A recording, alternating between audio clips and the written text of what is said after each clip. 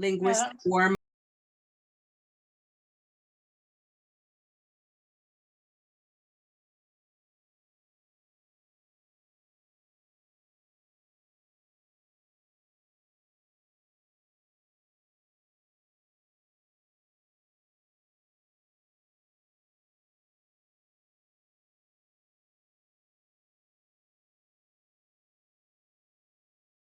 up, right? Words. Yeah, words. And words are powerful. They really are. So earlier we were talking about, and then now our group is even smaller than I thought it was. So I really want to work with clarifying what we want, that desired outcome, and working with all that language that we put around what we want. And so I think we're good to just do this individually. And it might be, would it be helpful? So in this, think about a little bit like we're nesting or stacking bowls. So even though we're going to be working with actual sentences, we still want everything we've learned in this cohort to come into the room with us.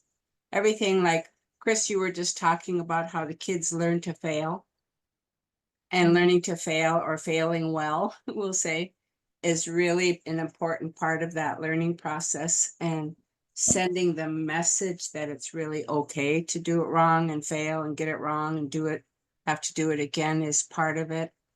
The decoding how somebody is storing that sensory-based world up here, really learning to listen for what would have to be there for them to say, I want this, or this isn't working for me.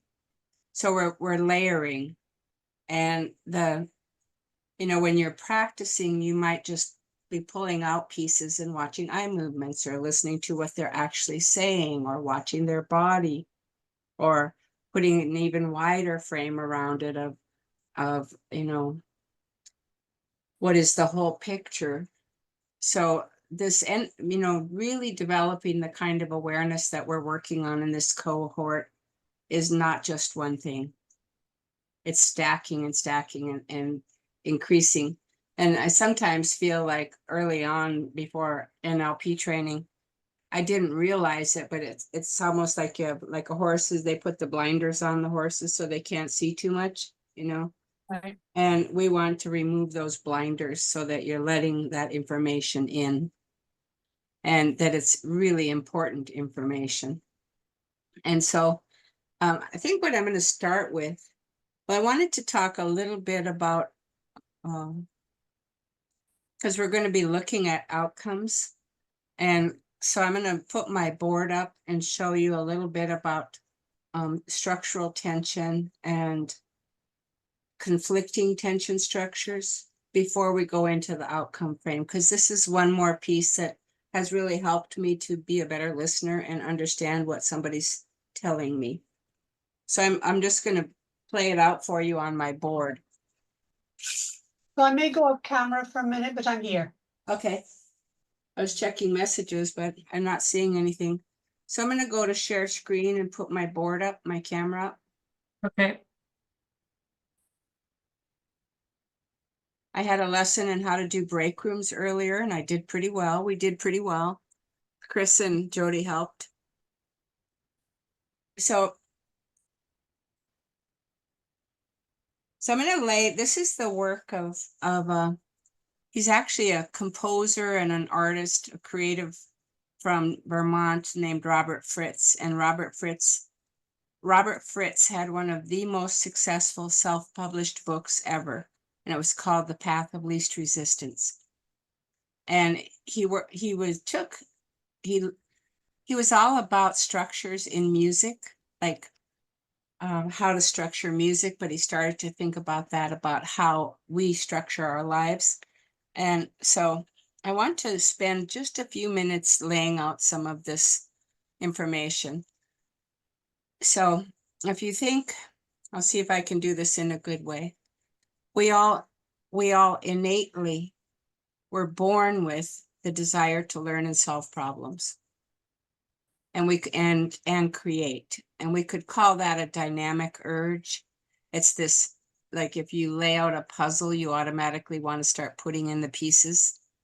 And that unless something's really wrong in your brain, this is really innate to us. So we want to create, we want to solve problems. And so when we start talking about the desired outcome, there's something, so I'm going to have one of my figures here be that something that I want to create. And then this is me. It could be a straw bale house. It could be a pecan pie. It could be anything. But there's this urge to like, oh, I really want to make a nice supper. Or I really want to paint my room pink or whatever. This urge gets activated. When the urge gets activated, we start having a desire to move towards that or to solve that problem or to make that happen. And in the real world, this has to come into view with enough detail for us to know. So and Robert would say, so you could recognize it if you saw it. So let's say that I want to build a business or be self-employed. So somebody might say, well, what I really want is to be self-employed and have my own business. So at that point, this vision of that desired outcome is so far out there and fuzzy around the edges that we don't really know what they're saying. Think of it for yourself. Somebody says to you, I really want to be self-employed and in my own business. What kinds of questions would automatically come to mind for you?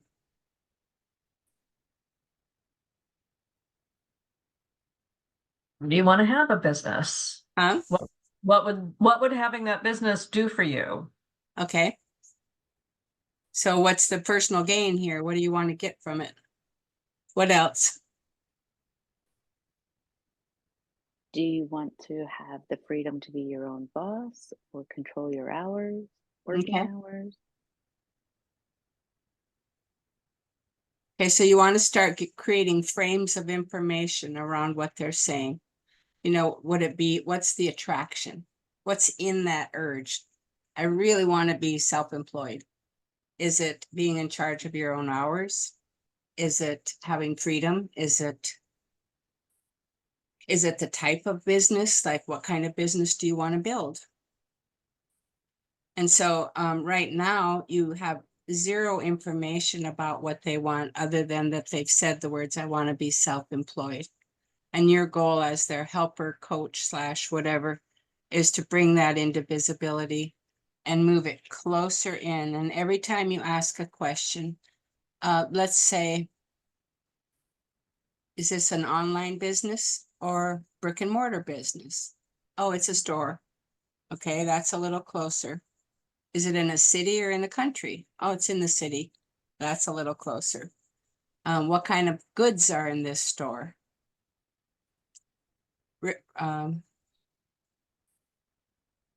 Goodies. Yeah, I hope it's not VHS tapes. No, that's me. Anyway, so every question we ask brings the view of it closer. And when the view gets close enough, the dynamic urge to create, lay out steps and to-do lists and pathways to that begins to naturally form.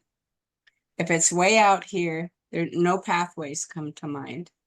The closer in and the sharper the view of it gets, the more the dynamic urge gets activated and excitement actually builds towards, let's do that. I really want to do that. And here's my first step and here's my next step. And pretty soon, so there's like his description of the path of least resistance is if you get the vision of what you want sharp enough, it's like a natural pull towards it. It's like being driven to go to it. And one of the things we see, and this will be a second tension structure. So this is basic structural creative tension, setting it up so that it's clear enough that the first step is clear and the next step is clear. And it's getting that momentum built almost like you're going down a slide and you're going to run right into your desired outcome because you can't not. But one of the other structures that happens is when two tension systems are in conflict. Like, let's say this time, this is me in the middle, and I really want to own my own business, but I really want health insurance and financial stability. And they're equally powerful tension structures. And so the thought of, and what starts to happen is, if I go towards creating my own business, a stronger tension and fear develops towards keeping that financial stability and those health benefits or whatever. And it starts to pull us back into the security circle. The further we go into the security circle, the dynamic urge awakens again and says, yeah, but I really want the freedom and independence of my own business. So then we start going towards that. And so each time you make a move between one or the other, there's an increased tension in the opposite direction.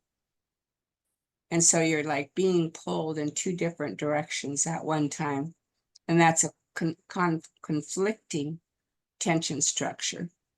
And this was a real like aha moment for me when I understood this, because when you have two opposing systems operating, and very often it's a belief system that's anchoring one end of it, and a passion that's anchoring the other end of it. So an old pattern or belief system keeping you stay safe and where you are, versus a really alive dynamic urge to have something brand new that you don't know. And in a way, if we go back to the three circles, the known, the unknown, the known, the unknown. And Robert really pointed out when I trained with him that these conflicting structures very often, instead of creating a path of least resistance, they create a completely stuck system where the most comfortable place is to not move much at all. You just like don't try, basically.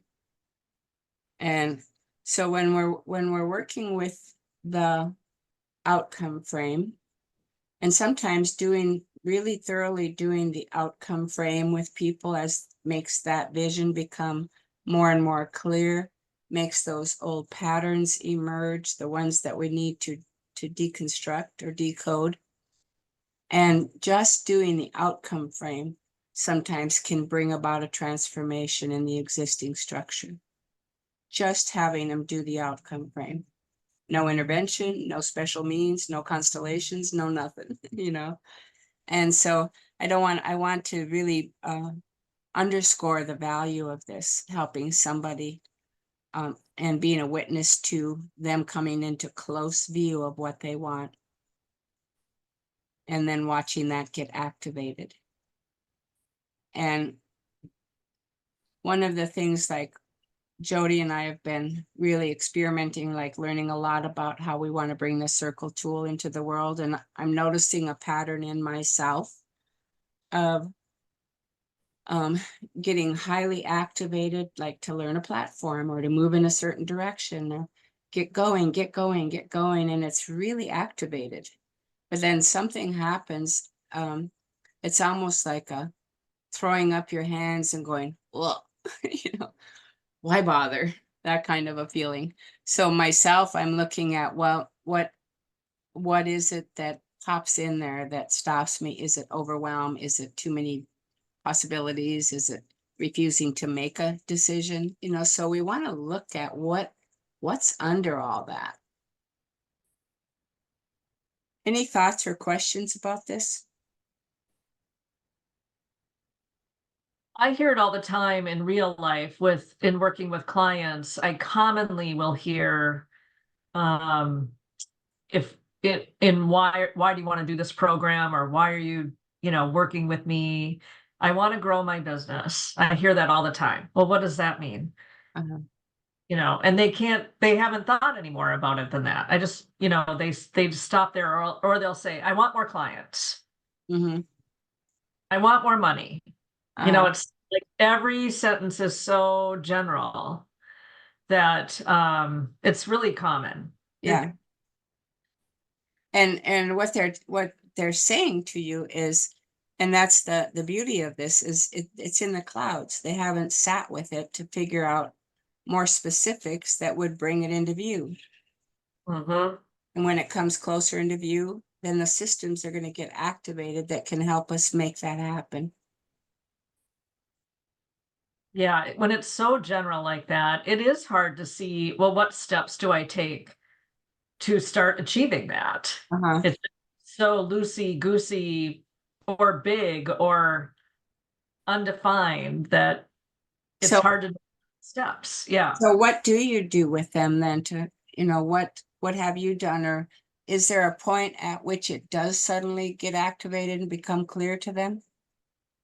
Going and asking questions. Yeah. So, what does growing your business mean? What does that mean to you? Mm-hmm. Well, I just, want to have whatever. And I'll be like, well, how many new clients do you think you need to grow your business? What have you thought about that? How much money does that mean that you'd be bringing in to grow your business? What does that look like? How many hours do you want to work? I just keep asking them specific questions. And most of the time they have to sit there for a while and think of it because they haven't thought of it. They haven't thought any more than that top level initial statement. Yeah. That doesn't mean anything. And then I usually do take it to, what does that do for your life personally? Uh-huh. And because if they don't have that personal connection to it, like for example, I want to make more money and have more clients and grow my business because I really want to take my daughter around on a international trip Mm-hmm. as her high school graduation present, or it often has to do with like providing something to their children. Even like I want to pay for my child's college education. I want to, Mm-hmm. but something connected right there, because it's going to get hard and challenging, and you have to have something to push you beyond that hard and challenge to keep you on your path. Mm-hmm. And it's usually the personal thing that does that more than more money or more clients, or Uh-huh. in my experience anyway. Yeah. So I'm going to take my screen off, but I highly recommend Robert's book, The Path of Least Resistance, and it adds to what we're talking about here, how to set up a structural tension system between where you are in your life and where you want to be. Helena? So just from what Jody was saying, and I wonder if this is, so you sounded like they were often doing it for somebody else. They wanted to do something for somebody else. It sounds like, with your example, it sounds like do they want to do it for themselves? Or I would be asking, why do you want to have, to grow your business? So it sounds like maybe they don't have faith in themselves, but if they say they're going to do it for somebody else, then it makes it okay. Or I'm sure there's other examples, but I just wonder. Hear what you're saying, Helena, and to your point, that's a good one.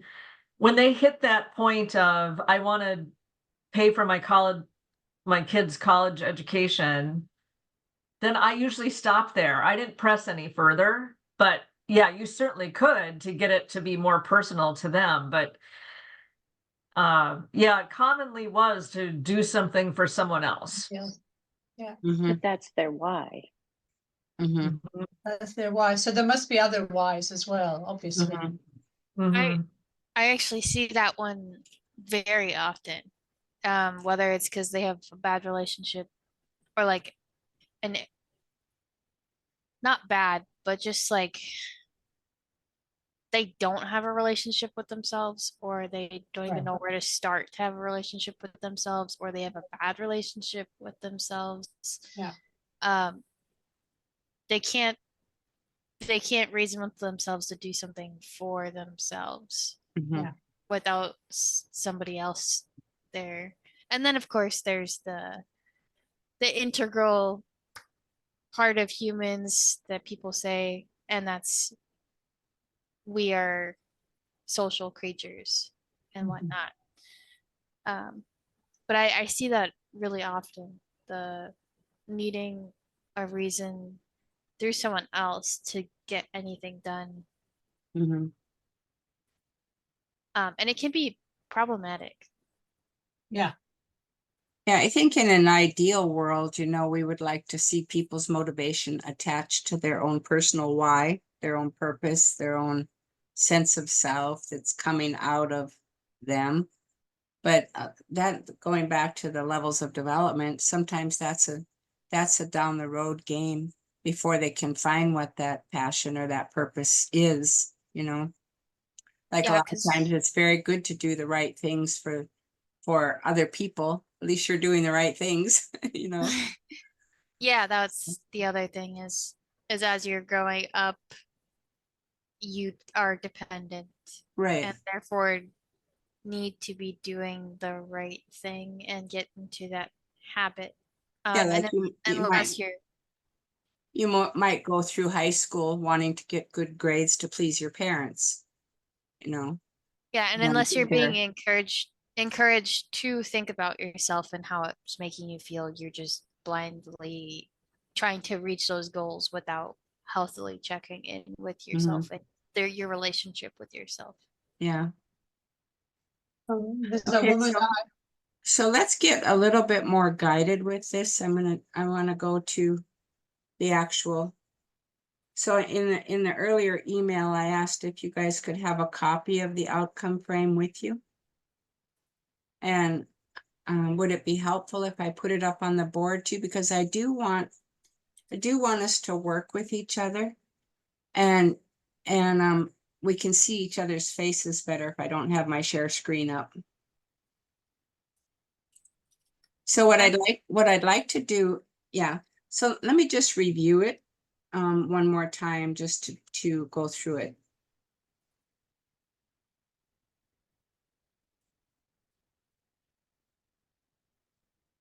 Because I'll just review it very quickly.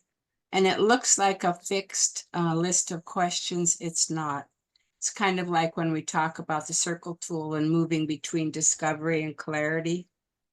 The outcome frame very much does the same thing of moving you from discovery to clarity and back again.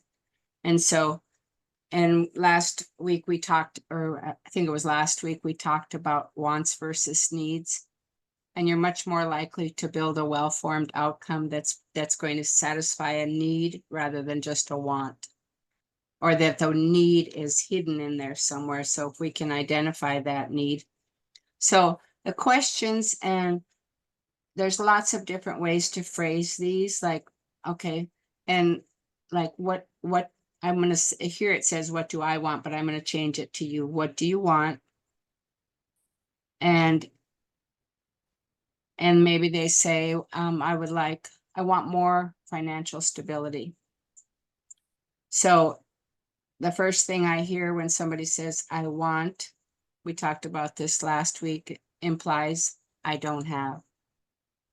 And if somebody said, I want more financial stability, that more would indicate that they have some, as opposed to nothing. So we're listening right away. We're listening for what are they saying? So we're going to change all of these to you for now. What specifically do you want? How will you know when you have that? Like, let's say, I always wanted to live on the lake. I want a house on the lake. And you said to me, how will you know when you have that? And there's no other question for that. No other answers. If I was living on a lake, then I would know. But there's a lot more underneath that, like what would living on the lake do for you, and what would that satisfy? What's keeping you from getting that? What else in your life will change when you have that? Have you ever had it? Is that actually what you need? Huh? Is that actually what you need Yeah. or want? Yeah. And once again, we're sitting in that non-interpretive space, that non-judgmental space. We're just taking it in.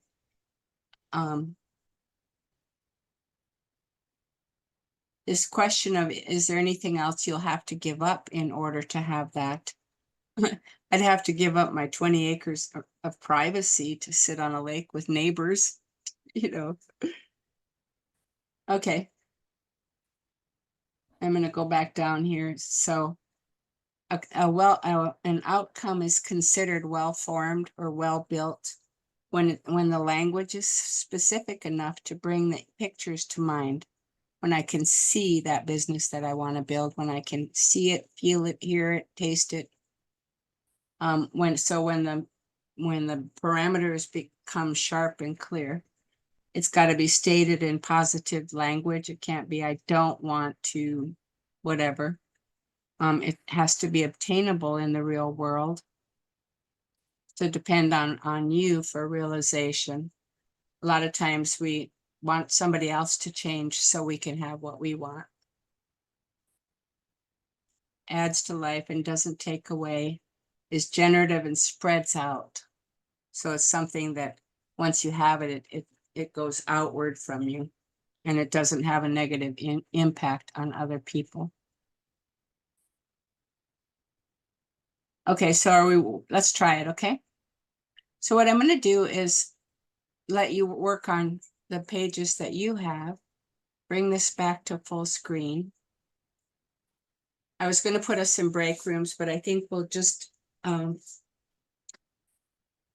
pair you up and have, who wants to start? Have one of you ask another and be actually thinking of something that you want. It doesn't have to be the thing, the biggest thing in your life, but something that you genuinely, sincerely want to make happen in your life.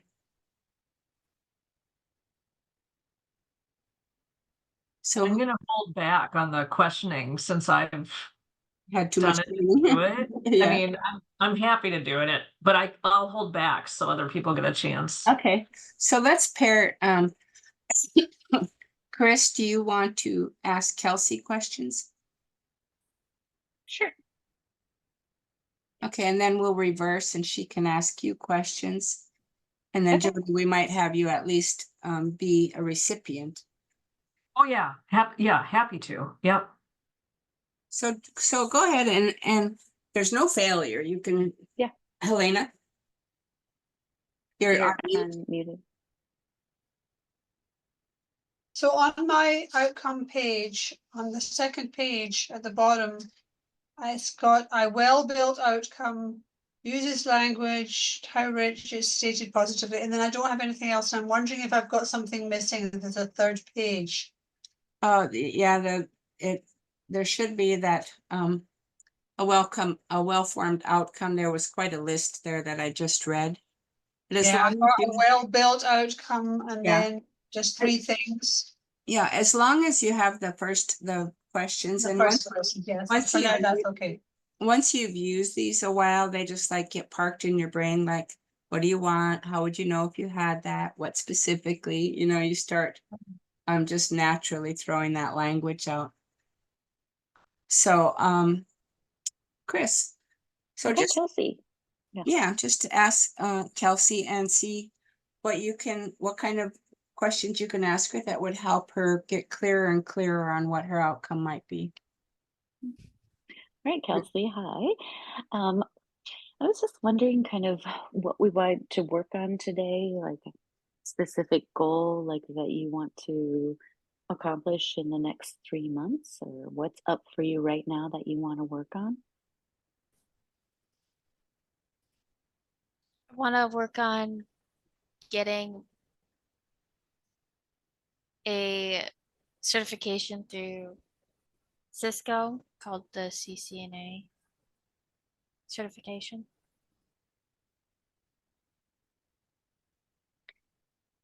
And so obviously you would know when you have that is because when you get that certification, usually how long does that take someone to get, or what are some of the steps that you need to get that certification? You have to do a lot of studying because the way Cisco words their content is rather strange and the topic is tough.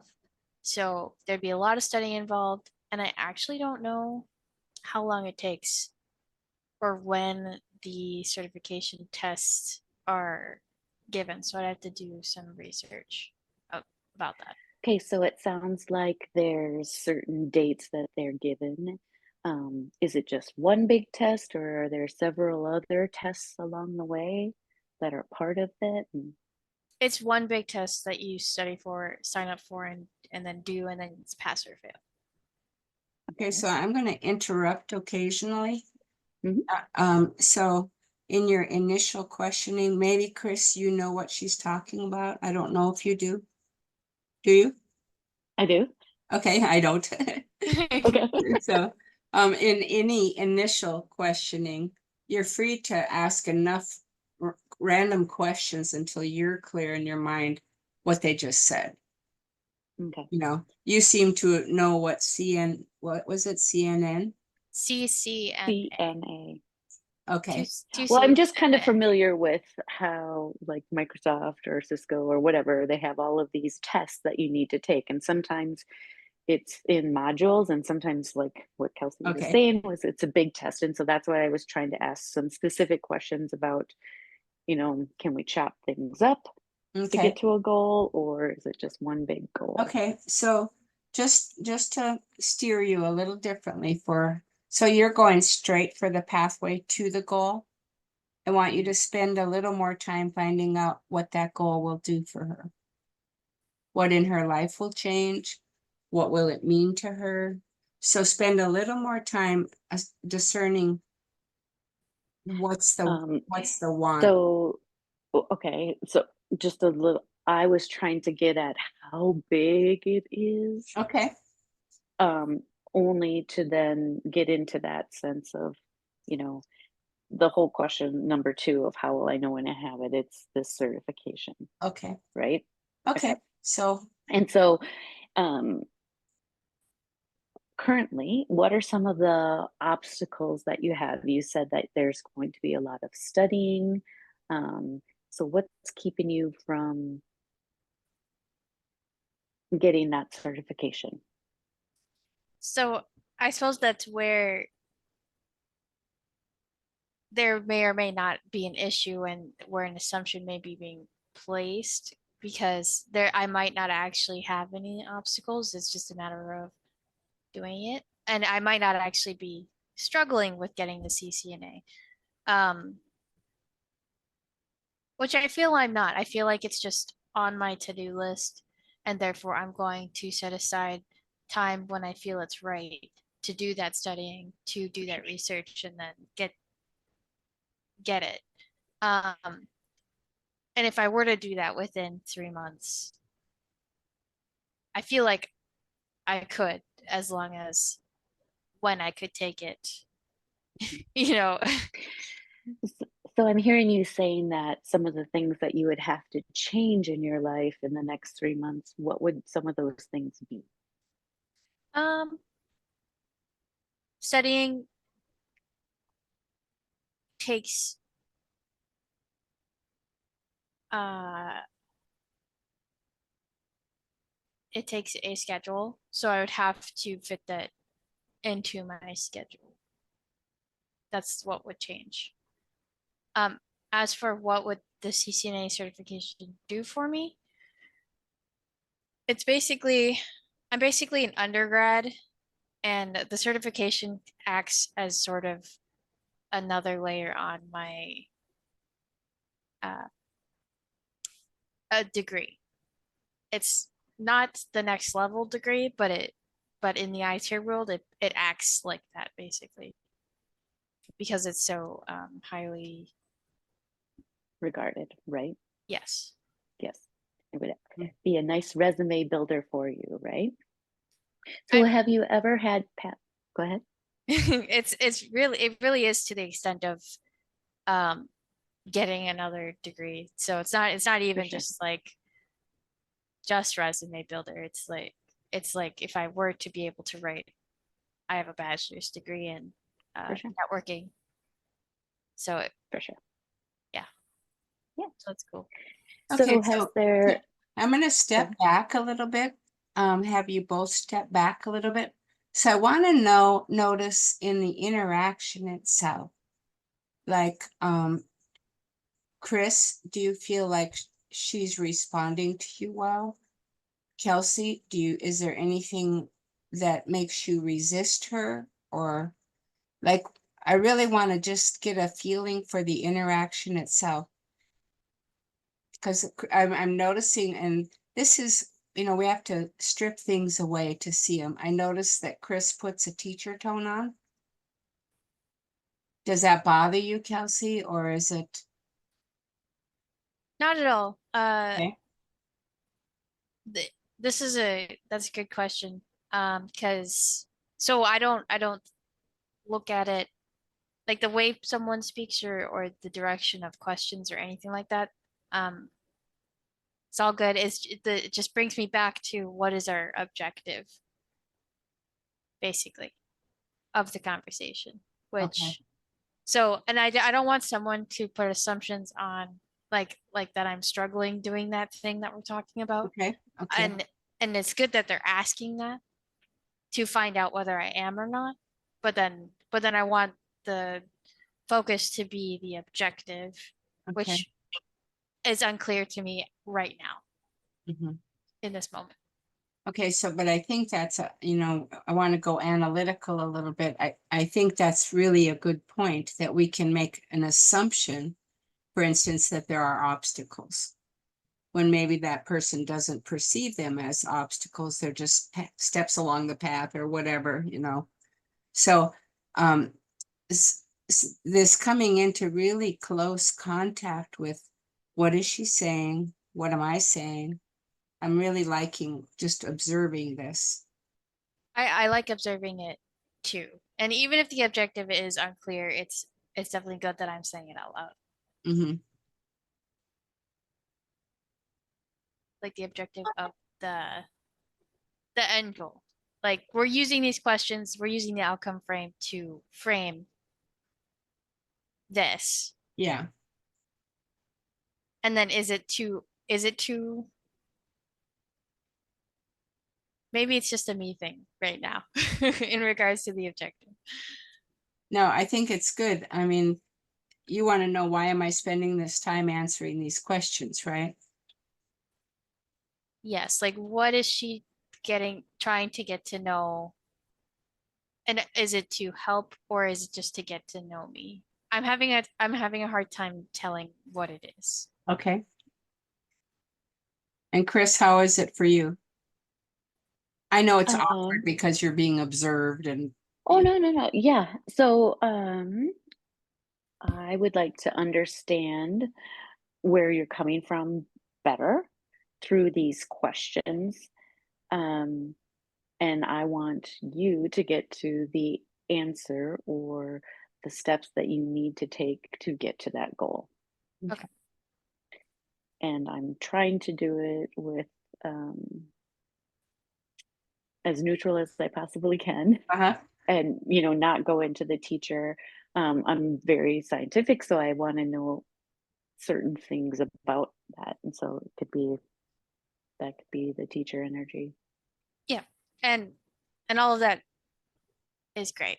And I like that even if I do know the steps, we're saying them out loud, like I said earlier. So your questions are really good. Yeah. So what else? So it sounds like you already made a decision to go down this path, right? Yes. And what are you unclear about yet? In regards to my path, Yeah, getting this certification. well, so it's kind of interesting because the things I'm not clear about are the things I'm just putting trust in this path specifically. So it's okay that it's unclear for me because I have clear steps towards just like a bigger picture that I would be happy with wherever it takes me, basically in that field of work. Mhm. And then my field of work has also narrowed now that I've been in it and know a little bit more about the day-to-day of the different things that I could be once I get there. So I have like I feel familiar with it, which is comforting. So may I ask if some of the things that you have studied for this certification, do they ignite something in you, a passion, or do you feel it somewhere in your body or an emotion? Yes. And what would that be? Where do you feel it Um, or sense it? Probably I'm having trouble pinpointing when I felt it, but I feel like that's just because I've been relatively happy lately. So it's kind of like it feels similar to that, which is in my chest. And my brain feels good. I guess it doesn't feel bad. Uh-huh. Yeah, So challenging, but Yeah. yeah, so like yeah, it also feels exciting and sometimes scary, but less so scary lately. well, that's great. Yeah. Okay. In the past it was hard to tell between scary and excited. Mhm. Like scared Oh. and excited. So maybe as a way to just close this out, just ask her if there's, anything she wants to add to it or anything you could do to help her, or just close it off somehow. Okay. So Kelsey, is there anything that I can do to help you to get you to that goal of getting the certification? Um, I think if we spent time talking about my schedule and where I could fit it in, then that would be an actionable step that we could do, and you could be my soundboard sort of for the last part of Yeah. our session. Yes, I agree. I think that that would be something that would be very productive. I think so too, and it would You be know, the helpful to way have, that the cons and pros and cons of what I need to do and what I need to give up and that and type of where I thing. would fit it in. Uh-huh. Mhm. Yeah, I'd appreciate that. Okay.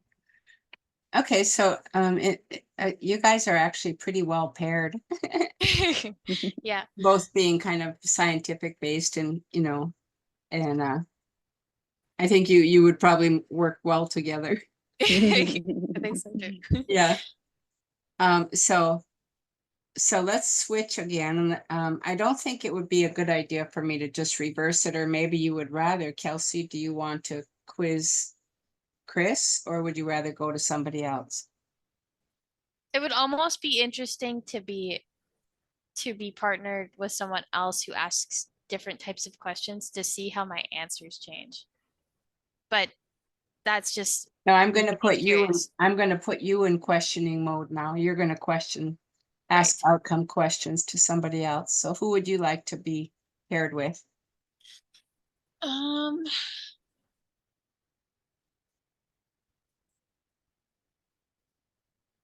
this was a hard question. I feel like I just need to like let something else decide for me. Because Well, I'm really interested in talking to both of you. Yes, Elena. Elena. I'm feeling a bit like I don't want to do it Okay. just You want because of my energy level. It's like Okay. it's Well, not then that that's clear. okay. That's an easy choice. Do you want to So be one who asks questions, or do you want to just be observer? I'd like to just be the observer, and I'm learning, but it was really interesting to listen to Chris and Kelsey, so that Yeah. was really helpful.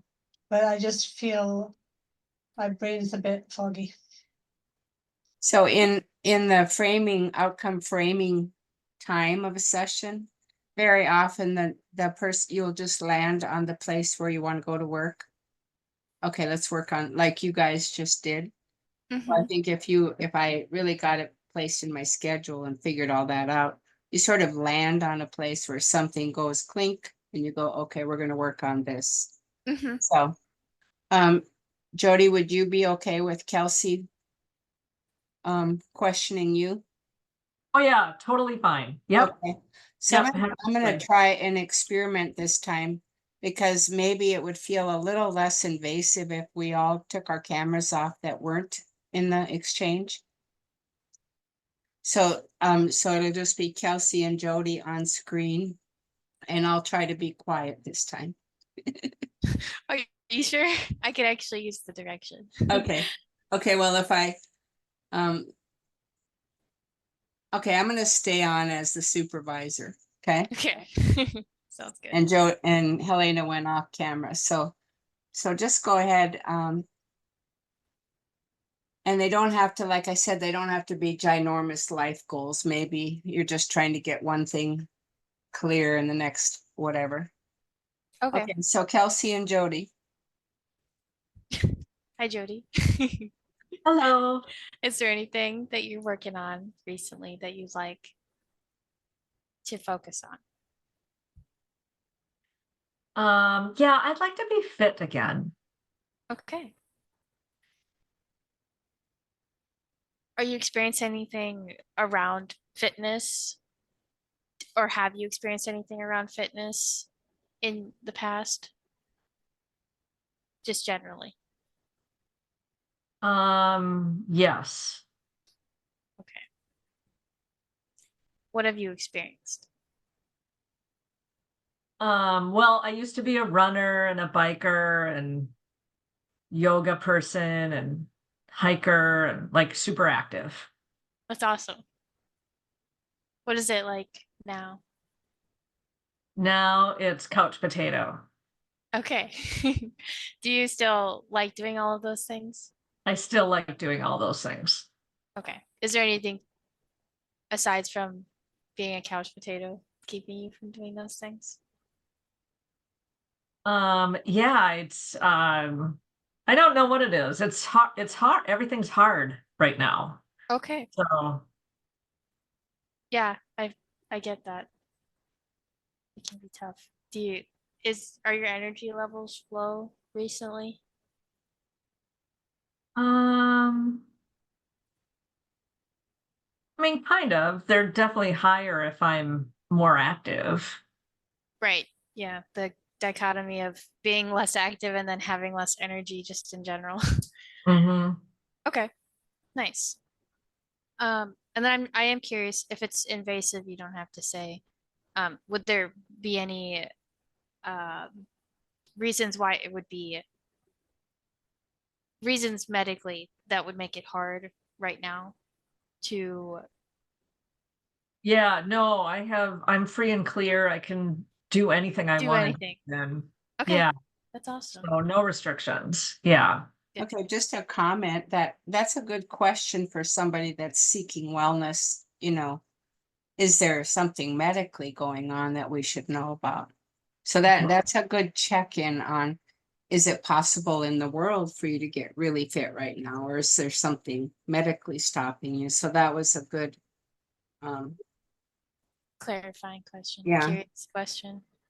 There's something about when I want you to go deeper into, it's just hard. Yep, I'm ready to go deeper into Okay. it. I'm trying to feel it out. Like, what's the next question? What's the next question? Because it sounds like you're passionate about being outside, which is just awesome, and things being hard right now. I can think of many reasons why things are hard for me that could be hard for you as well. Is there anything specific weighing on your mind lately, making things harder to get up and do?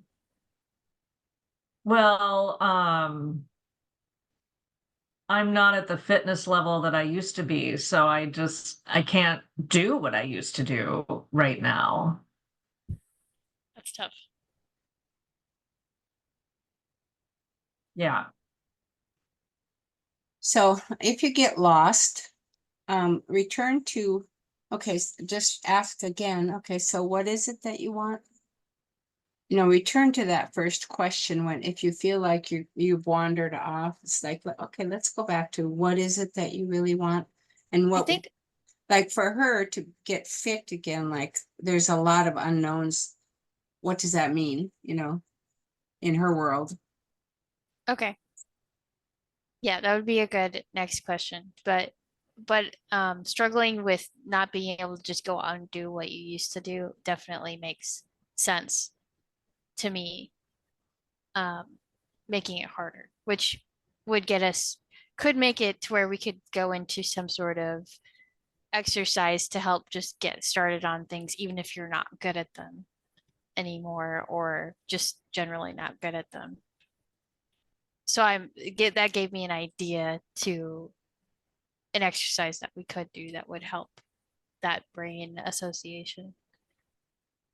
But yeah, so the next question you prompted me to ask, Go back to, what do you want? right? How would, Or if Well, you were doing this, if you were getting back to getting fit, what would that look like? What Yes. specifically would you be doing? Yes. What would that look like for you, Jody? That would look like me being able to comfortably run like 3 to 6 miles regularly again, and doing yoga every day again, just for stretching, and doing some kind of strength training in between my running days. It'd be at that level again, that I can just go out and do something without having to think about it. Yes. Okay. Or And how even long in a group again and actually be able to, hang with them. be in that community again? Yeah. Yeah, Do you have access to that community still? I do. They're just all like still at the level I used to be at, so Mm, I can't really play with them right now. interesting. Okay. I never thought about that, of how people would accompany others not at that level in that sort of community. Maybe talking to them about that could actually give you some answers in regards to what they do about that if somebody wants to join and they're just not at the same level. Okay, so I'm gonna slow you down there. You're Okay. starting to go into your own interpretation. Yeah. And, like, it's almost like you're solving or suggesting a path that you would take. Suggesting a fix when there might not need to Yeah. be. And I don't know how you started to receive that, Jody. Yeah, that's great, because I immediately noticed, like, I was kind of done. Okay, you're going to go into problem solving for me. I'm not going to do that, but Okay. okay. Okay. So it's interesting. And so Kelsey, if you were watching her Mhm. and not in your own head in that moment, you would have saw her back up. See, and I would have, and I probably would have taken the conversation elsewhere. Yeah. Not, Well, and I wasn't thinking, it sounded like a fix, but maybe there was a way I could have said that just would have been like okay, so a suggest. ask her a couple more questions about what efforts she is putting in to re-engage. Is she doing anything to re-engage that community or that level of working out again? Yeah. Like, really stay with her, okay? Okay. Not with you. You know how to stay with you. Yeah. So instead of asking that question, a different question I wanted to ask was, how long did it take you to get to that spot in the past? How long did it take to get to that level in the past? Oh, probably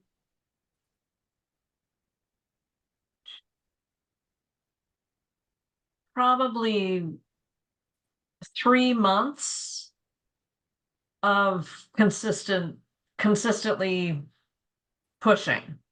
Okay. And is Mhm. that it's kind of something I'm doing right now, and it's tough to fit in. So I'm curious if what you've done in the past would work now, aside from it being hard. Yeah, it totally would. That's good. Mhm. It would work. Yeah. Okay, You just gotta do it. okay. It sounds like. Okay, so I'm gonna pull you out of that now. Okay. It's because it's like you're going down different paths now. I can feel it. And Okay. getting further from you being the one who's bringing the outcome out of her. So Mhm. there's something split there, and it's really a good idea especially in your daily life for you to notice when you lose somebody. Mhm. And this is practice. We expect that, so I it think doesn't, the problem is it's forced. So yeah. If you were in a natural setting and asking those questions. But I have a feeling, Kelsey, that you have to be careful when you jump into your frame and try to put that frame on somebody else. So yep. you're gonna have to sug- be aware of that. Suggesting fixes is definitely just dangerous to Yeah. do. And I was thinking it might have been something to consider that we hadn't considered yet, because being with a community is really powerful.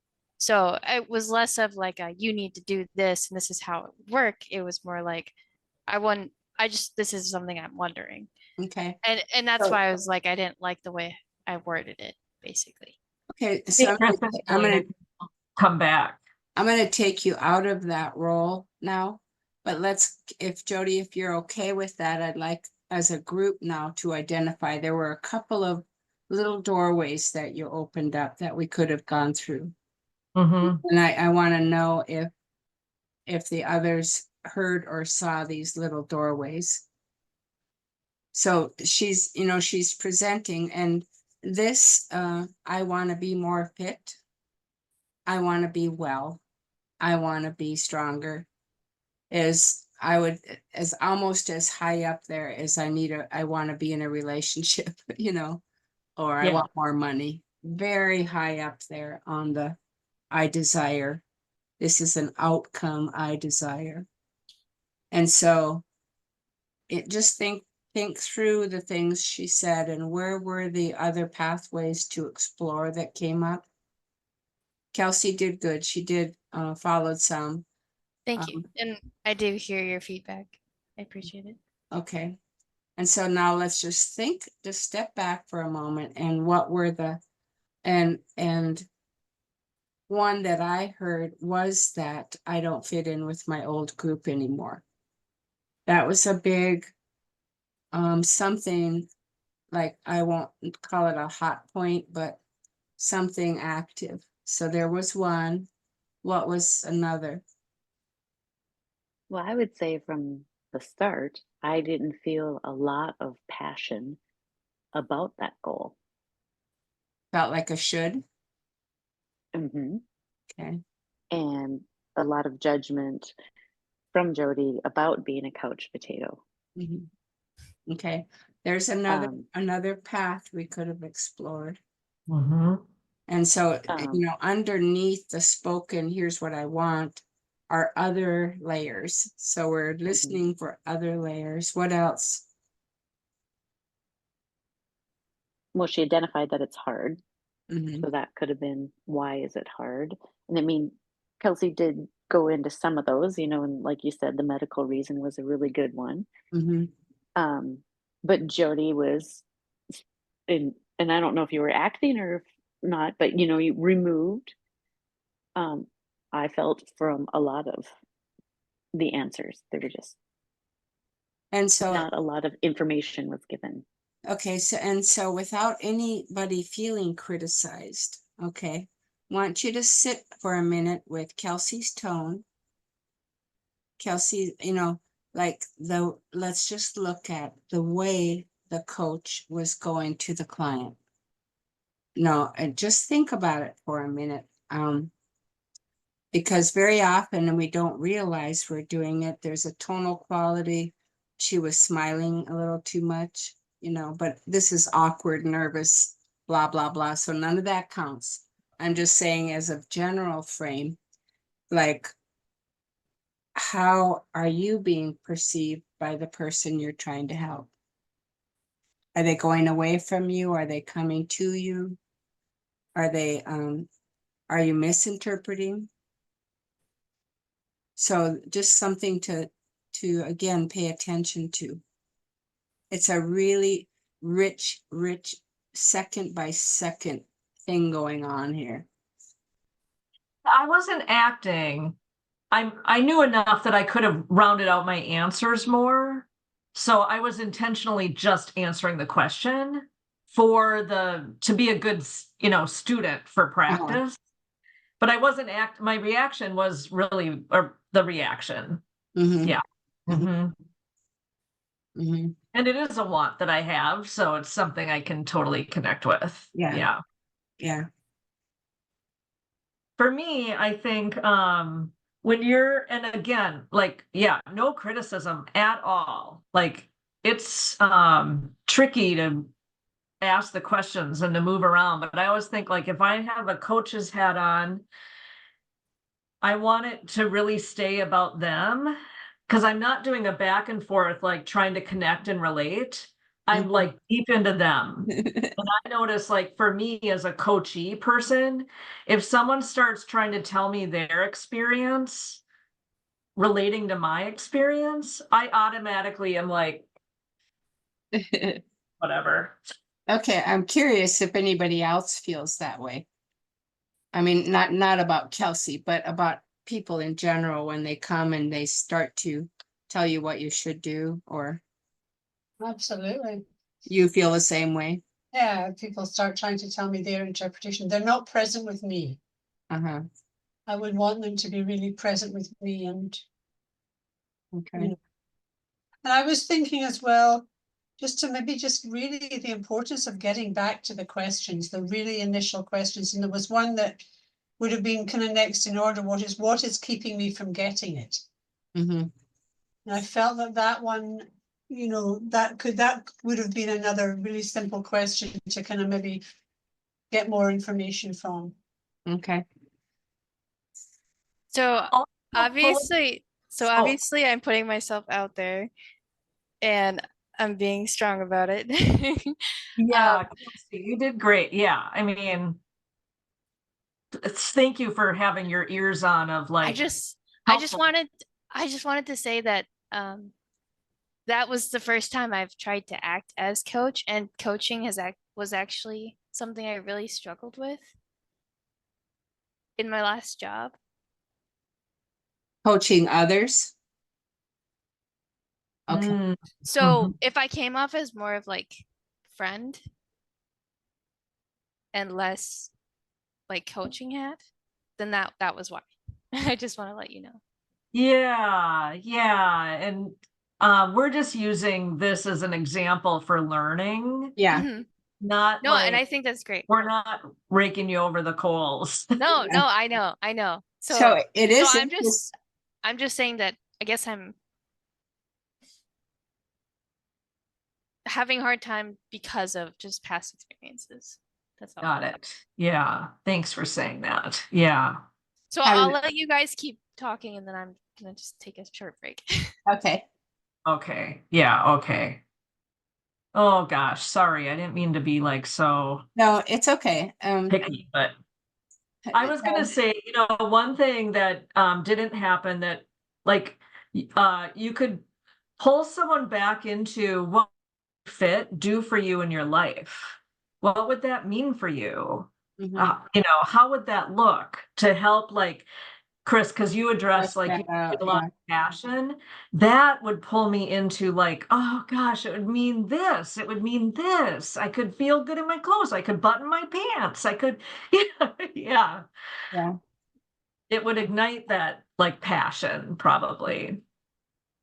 Instead of feeling like bad because I'm a couch potato and I'm not fit and I don't have it and everything's hard, it would pull Mhm. me up, Mhm. So I felt like Kelsey really did hear you though, and I felt a connection there.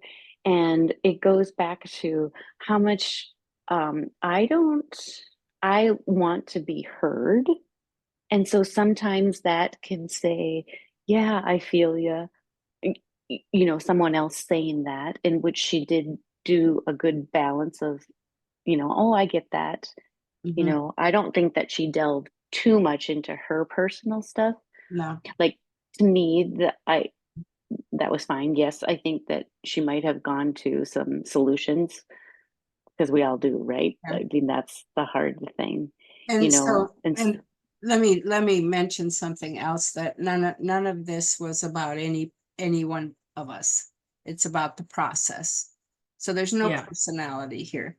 And if, like, I know that Kelsey's been in a school system. She's a young woman with a lot of old farts that don't know technology. It's sort of like, how would a person begin to even coach? You're constantly coaching out of your arena, so there's a lot of interesting things here. And how do you come into the same room with somebody, and say, okay, let's figure this out. But these are massive, you navigate, and a lot of us have had a lot more years of experience navigating. But to become a good navigator in any communication is, I think, critically important. And when it's not working, are almost more instructive than when it is working, in terms of how we can vary our behavior, how we can get closer into the desired outcome. So it's just, this little set of questions is just sitting there like a monkey bar for us to crawl all over. Mhm. Um, and it's the same with Jody, like, where our intention is not to fix you tonight, it's like we're exploring, well, what would that look like and feel like if I were getting closer to my desired outcome? And it just takes practice. Mhm. I mean, like, a lot of us have been in those coaching conversations for years, and it depends on the hat. Like, if you're at work trying to teach someone something, your coach definition might be different Right. because you don't have 4 hours to spend with someone. You have 5 minutes, so you want them to like move on. Yeah. Yeah. Yeah. So, the context definitely can make a difference for sure. Yeah.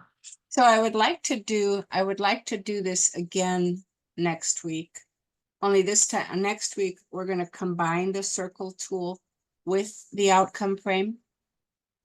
And we might choose like little small things, like that we really can make actionable.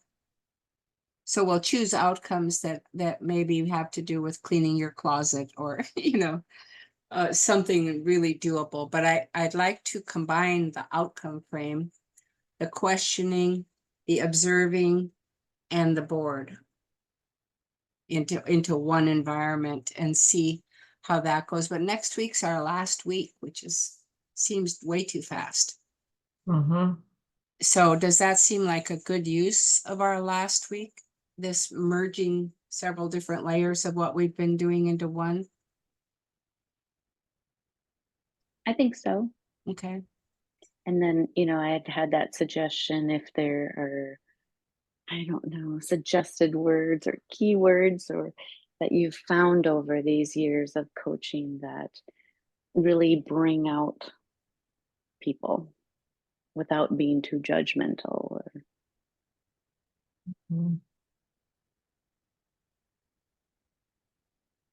No, I think that, it's almost like if I were in a position to, like a supervisory position, like if you were doing a Zoom session with somebody and you could save the tape and we could talk about it.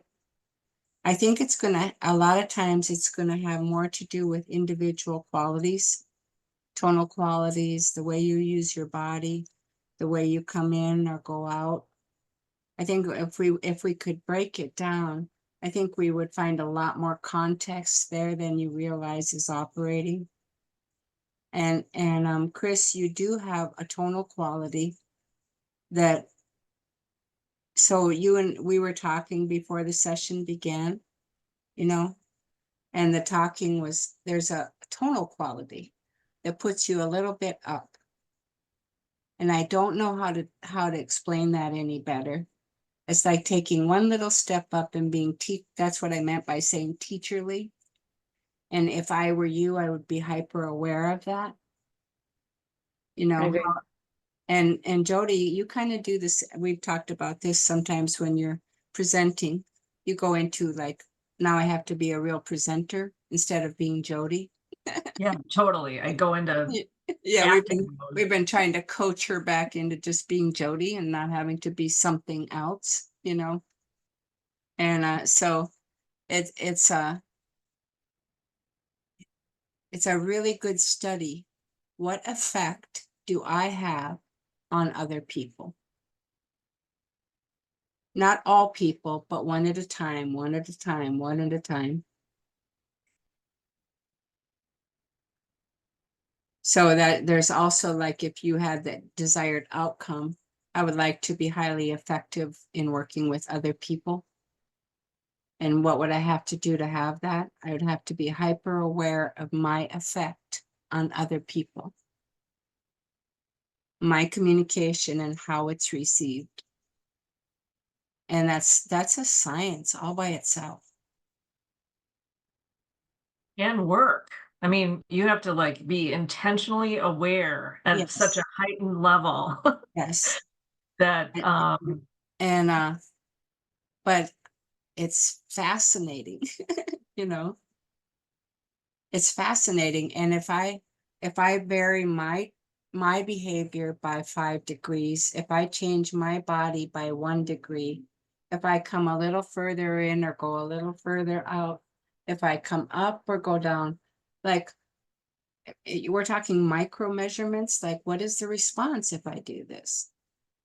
You know, when I was sometimes when I was teaching whole groups, NLP, it was really interesting because I would intentionally try a lot of different things with getting group rapport, vary my tonalities, look at different people within the group until they connected with me. And there would be some times where I would be 15 minutes into a presentation and the entire front row all had their legs crossed exactly the same way. There'd be 30 people with the same leg over the same leg. And I'm like, how the heck did that happen? But there's something about a group of separates becoming a group together. That's kind of an aside. But I'm amazed at how few people recognize the impact they're having on others and how they're being received. Helena? I think in our heads as well, we think that we're having a particular effect, which may not be true at all, about what we think about ourselves. You know, so I think this, as well as really, you know, it's really looking at ourselves as well as looking at Yeah, the other. Because we don't really know. How do you know what effect you're having on somebody else? I know. I mean, How do you know? how'd you figure that out, you know? Yeah. I mean, you had all those people in the front seat with their one leg over the other, but did you do something to cause that? Yeah. And did you consciously do something to cause that? Yeah. Yeah, that's great. And that was my measurement that it worked. Interesting. Yeah. I've had others where it looked like they wanted to throw tomatoes at me. So there, you know, it's like that ongoing measurement. But Richard Bandler, one of the developers of NLP, used to say it's the one with the most flexibility wins. Like the more variable you are and the more willing you are to flow in and out. Like I thought it was way cool, Kelsey and Chris were actually really well matched naturally. So there wasn't much gap they had to bridge, you know? And so a lot of people, like, you're so naturally matched up with them, there's not much divide. Other people you have to work harder with.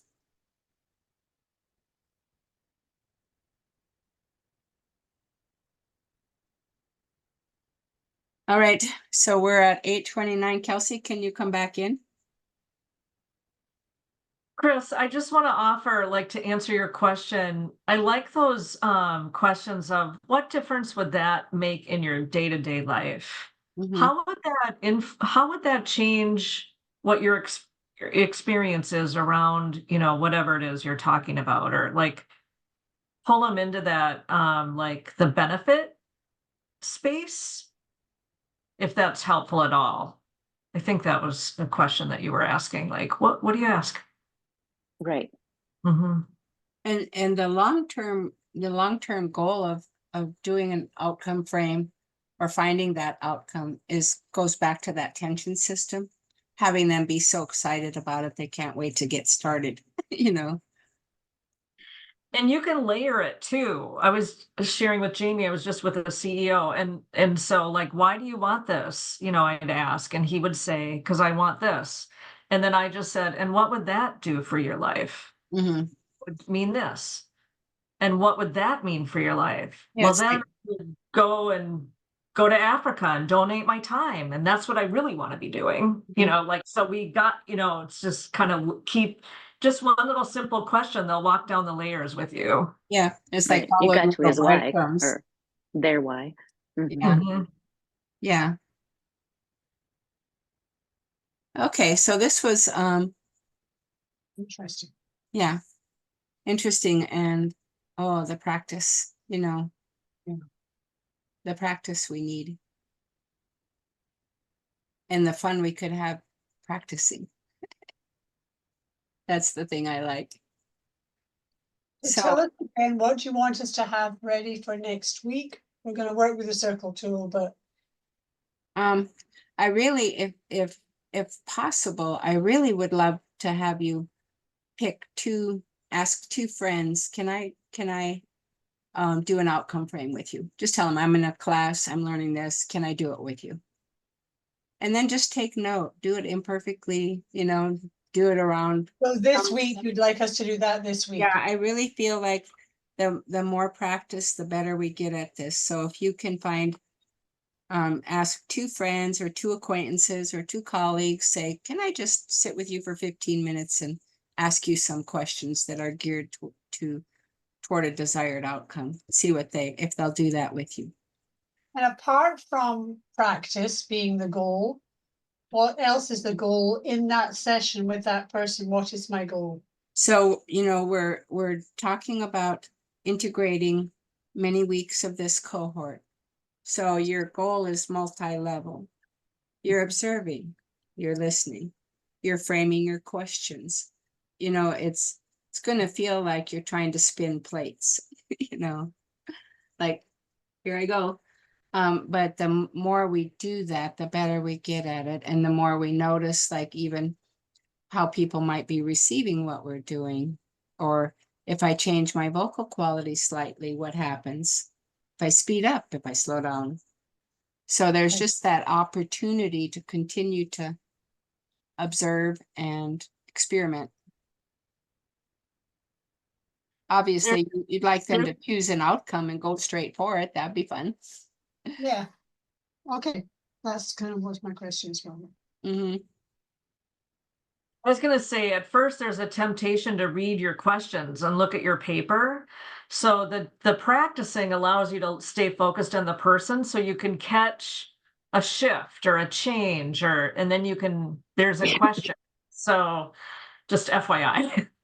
That's why I'm curious to see what happens when we plug in the circle tool and the outcome frame and our observation.